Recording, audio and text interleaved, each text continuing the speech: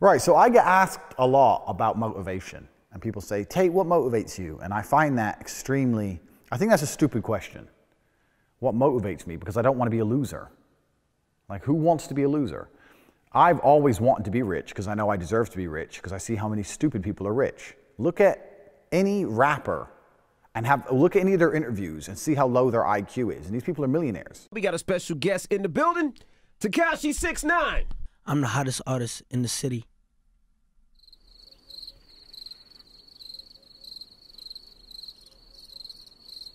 No, you're not. So if they're a millionaire, I definitely deserve to be a millionaire. So I've always had motivation for the same reason I want to be big and strong and rich, and I want to be all these things because I'm me. So I was talking to someone the other day, and they said, why are you motivated? And I said, because I don't want to be a loser. And they said, yeah, I understand that, but why are you so uncomfortable with the idea of being average, loser? And you have to push so hard. So I guess my typical response wasn't enough for him. Why are you so motivated? Don't want to be a loser. Okay, but why don't you want to be a loser? So I sat there for a little bit and I thought, what is the reason I have always been so driven my entire life? And it's obviously to do with my upbringing, but it's like, what element of my upbringing made me into such a militant individual? What made me so brilliant? From a young age, I was a professional chess player, and then I became a professional kickboxer, and then I became a multimillionaire businessman, blah, blah, blah. Why have I always pushed so hard? And I think one of the key elements to it is because I was always extremely proud of my last name, Tate. And the reason for that is, in the environment I grew up around, whenever the name Tate was said, people put respect on the name. So when I used to go to professional chess tournaments with my father, who was one of the best chess players in the world, people would say, oh shit, Tate's here. Oh man, Tate's here. Oh, who's got Tate? Who's playing Tate?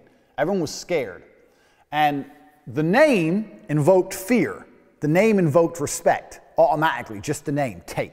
Every time something was happening to me that was difficult or I had a challenge ahead of me, et cetera, I was motivated with my own last name. So it's like, oh, Dad, I'm worried about this, or Mom, I'm scared about this. And they say, yeah, but you're a Tate. It's like, oh yeah, I am scared, but I am a Tate. So it's okay, because I'm a Tate. Even now, even as successful as I am, most people would look and go, oh, look at my child, they've done this, they've done this, they've done this.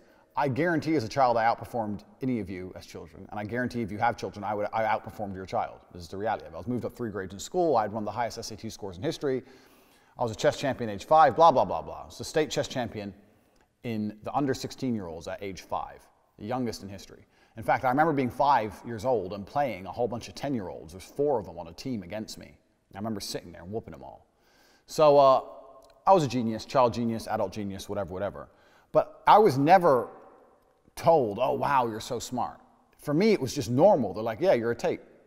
Oh, they moved me up 3 grades in school. Well, duh, you're a Tate. Of course. What the fuck else are they going to do? So for me, achieving things was always very, very normal. And it was always very, very easy in my mind. It was always just like, well, duh, of course I achieve things. Of course I'll be world champion. Of course I'll be a millionaire. Of course I can do anything I want. And I've always believed I can do anything I want because I'm a Tate, and for me, achieving things is very, very easy. And I was never overtly praised, and my parents were never surprised by my success. A lot of parents are very, very surprised by the success of their children. I'll see it, they go, he's one of the best in his class. And I'm like, so? He's one of the best, so he's not even the best, of a group of random 30 random average losers. He's not top 1% in the world at anything. And you're so proud of him, and you're going to sit there and go, wow, great job, great job. And that's why he's never going to become shit. I'd be embarrassed to have a child which wasn't top 1% in the country, let alone his shitty class. I'd be embarrassed to brag about the things you brag about. They're a bare minimum acceptable standard. If I had a child and he wasn't one of the best in his class, getting an ass kicking. That's the bare minimum acceptable standard, and you're proud of it?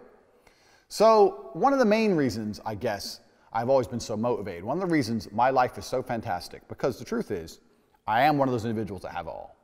I was born with a genetic gift. I'm tall, caramel, sexy as fuck, rich, I can fight, I'm a genius, I got it all. And one of the reasons I've taken such marvelous advantage of my genetic gifts and used them so beautifully and exploited them is because I was always understanding that, one, my name means something and I have to live up to my name and I have to succeed, because when people say the name Tate, it needs to mean something. So just like in the chess halls when the name Tate was said, now in the kickboxing world the name Tate is said. people know it means something. You guys are here, if you follow me and you watch my whole life, etc., etc., etc. If anyone else knows who I am, you say the name Tate, people know. They know what it means something, and I've made it mean something, one. And two, because my successes were always seen as absolutely and utterly normal. And it was absolutely and utterly normal for me to succeed beyond all measurable doubt, beyond any expectations. The average expectations put on the average child or the average person or the average man, I have always blown out of the water without even trying. It's just been easy for me, because this is how I've always been as an individual. So I guess the moral of the story is, I was raised for success. And if you're sitting there and you're thinking, oh, I want to be more motivated, I want to be more motivated, you have two things to do. One, stop being proud of your achievements, which are extremely minor. Oh, look what I did today. What'd you do? Is it actually impressive? Genuinely. The answer is no. One. And I'm saying that as, I mean, like, because even me in my life, I can, if I win a kickboxing world title, okay, I'll be proud of myself. Outside of that, well, I bought a new car. Who cares? All the things you're so happy about, all the things you brag about, it's bullshit things. It's things everyone does every day, and it's not important. One. And two, you need to make your name important. You need to make your name important. You have to find a way to invoke a level of respect on your name. And the only way you do that, the only way you can possibly do that, is by achieving things that others cannot do.